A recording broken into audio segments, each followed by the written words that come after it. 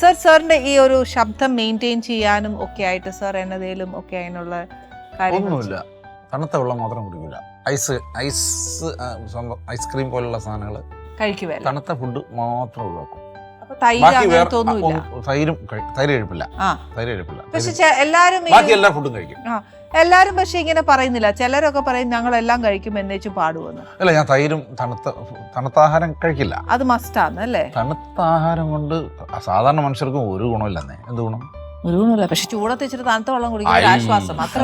അത് കൂടുതൽ കുഴപ്പങ്ങളാണ് സാധാരണ. അത് സത്യവാ.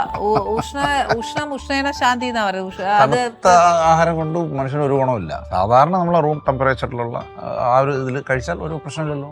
അതില്ല, അത് എനിക്ക് കുഴപ്പമില്ല. ചൂട് തന്നെ വേണമെന്ന് നിർബന്ധമില്ല.